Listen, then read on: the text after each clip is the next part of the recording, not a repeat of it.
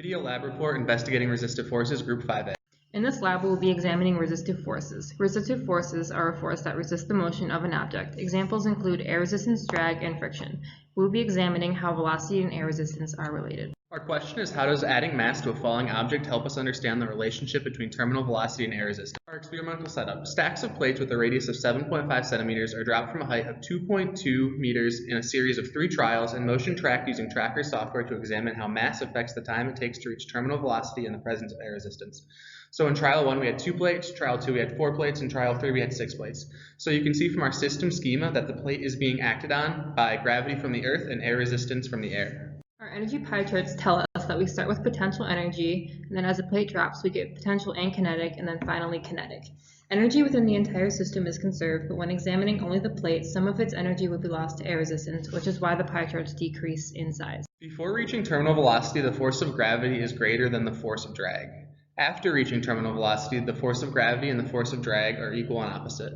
This means the answer to our question is that the force of air resistance, or drag, increases as velocity increases until terminal velocity is reached, at which point the negative force of gravity equals the force of drag. However, it is also important to note that the heavier an object is, the longer it will take for it to reach terminal velocity. For the coefficient of drag, we assume the shape of the plate is a short cylinder. The coefficient of drag was found to be 1.15. The density of air was found to be 1.225 kilograms per meters cubed. The radii of the plates were roughly 0.07 meters. To calculate the area, we use the equation area equals pi r squared, so the area is 0.0177 meters squared. When terminal velocity is reached, the F drag and force of gravity are equal, so we can solve for terminal velocity. We dropped 2 plates for trial A, a total of 0.0105 kilograms. We know that the velocity will remain constant once it reaches terminal velocity. As we can see, the velocity begins to even out around t equals 2 seconds, which means we have reached terminal velocity. We also know that we have reached terminal velocity when our acceleration reaches 0, because the force of air resistance and gravity have reached the same magnitude and cancel each other out. Also, around t equals 2 seconds, the acceleration oscillates around 0, which likely means that we have reached terminal velocity. Our force of gravity and force of drag are not exactly the same as seen in the calculations, but they are only off within a factor of 2, so it is reasonable because coefficient of drag depends on a medium, and we did not define it. Also, the plates are not actual short cylinders. That is why our values are slightly off. When we used our equation to estimate the terminal velocity, we got a number smaller than what was observed. We got a number smaller than what was observed by about 15%. This is also likely due to the issue of estimating the coefficient of drag.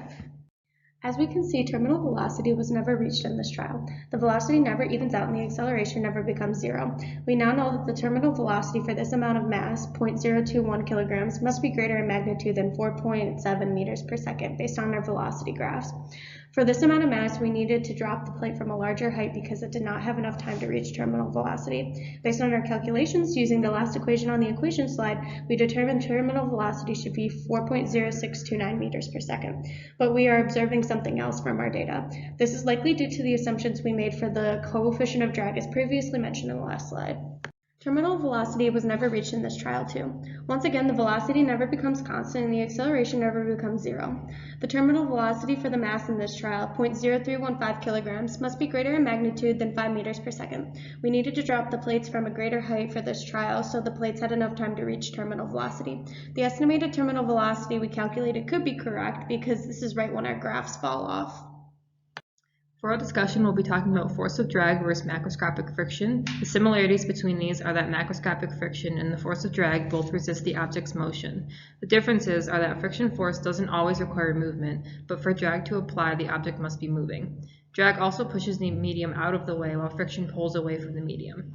And finally, friction is the same because the coefficient of friction, mu, is constant. Drag is not constant until terminal velocity is reached. Conclusions. The force of drag increases until terminal velocity is reached, at which point the force of gravity and the force of drag are equal and opposite, and the F net equals ma.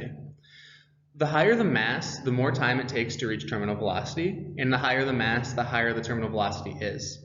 So even though we didn't find out what the actual terminal velocity was for the plates in trial B and C, we can still see, based on what we found the minimum value of terminal velocity to be, we know that trial B and trial C would have a greater terminal velocity than trial A. Some possible sources of error in our experiment include misclicks in tracker, which may have affected acceleration, but we can still follow the basic patterns. When using tracker, occasionally the plate may disappear into the background, making it more difficult to track. And finally, the plate may sway back and forth, meaning it doesn't fall down straight, so the air isn't consistently hitting an area of the plate.